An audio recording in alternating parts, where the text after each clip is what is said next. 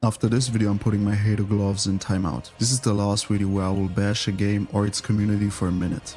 I want to do some Invincible themed deep dives, anime takes and discussions, and also start streaming again on Friday the 23rd of May. Also from now on I will upload a video every Tuesday and Friday, so to not miss anything please subscribe to this channel. Tuesdays and Fridays are also the days I will be streaming on Twitch. Anyway, Dragon Ball Sparking Zero, the game that promised to reignite the spirit of the Budokai Tenkaichi series. Despite its flashy combat, high quality aesthetic and nostalgic charm, Perhaps it's my anger, blind to the truth for so long. the hype seemed to have died down quick. Let's break down if Sparking Zero even is a worthy successor for the Budokai Tenkaichi series.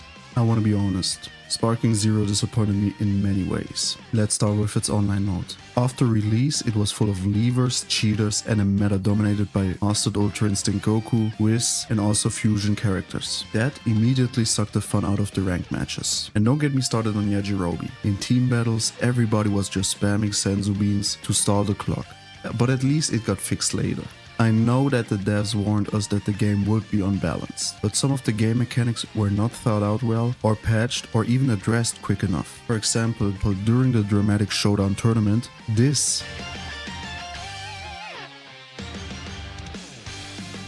shouldn't have been possible in the first place. Shout out to Avatar Yaya though. I got this gameplay from his video, second link in the description. People shouldn't have been able to stall the clock like that in an official tournament.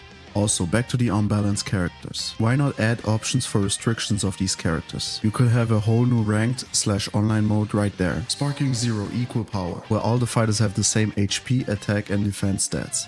I know that Budokai Tenkaichi never had a balanced character roster, but with the inclusion of a never seen before online rank mode, an equal power mode would have been a great addition to this game.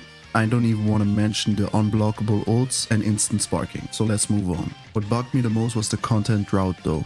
Episode mode was extremely repetitive and forced me to replay arcs through different characters instead of just being one big row of missions. But I can see how that can be seen as a personal preference. However, I have to say that the sparking episodes were a great idea, but way too often it felt like you had to do the same thing to reach the sparking episodes. Defeat this villain faster, defeat this villain slowly or stall for long enough. I mean, okay, there were some choices to be made, and in the Birder mission you had to do a specific action. But in my opinion, the sparking episodes also left too little impact on the story. Only 1 or 2 extra fights and done. It got boring rather quickly. I was grinding the fights in the same way with only small difficulty spikes. But whatever.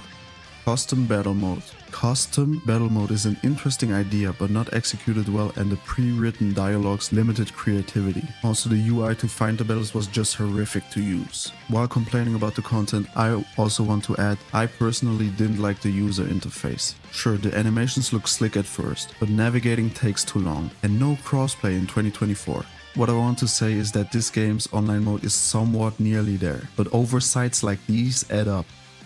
I have no more negatives for the online mode.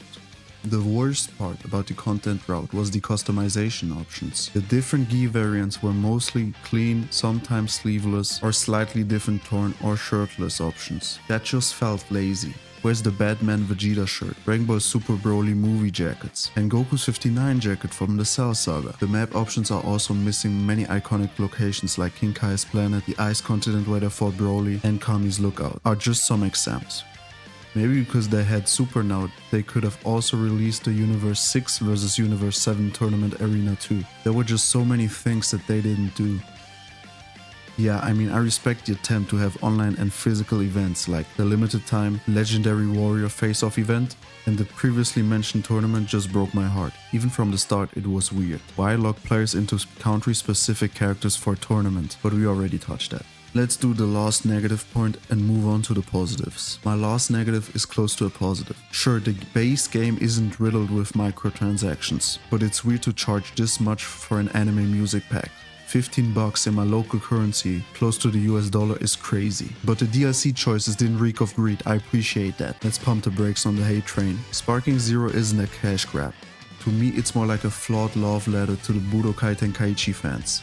The visible style is very high level. The fully animated scenes were very impressive. The animations of every move were just amazing. I mean, the core combat, when you play against friends, chef's kiss. Everything relies heavily on your reaction time. Landing a perfectly timed Kamehameha was so satisfying. The destructible environments also add chaos to every beam and remind me of the feeling I had when destroying a building in Tenkaichi 3. The game also got your feelings really engaged. When you were whooping ass, you felt incredible levels of serotonin, and if you were getting your ass beat, you just wanted to punch your monitor.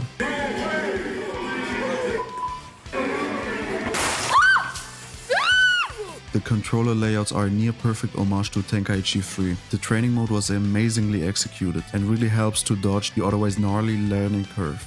Also, the counter system was genius. I like that you were forced to key manage and get your timing right. This is even way better done than in Tenkaichi 3 or Xenoverse. They had the Budokai Tenkaichi essence down to a T, if you were able to play with friends. I know I shitted a lot on episode mode in the previous part, but it had the fan service right. There were many iconic scenes that showed that they understood what the audience was here for, and gave them what they wanted from the story itself. Hang in there, Keko.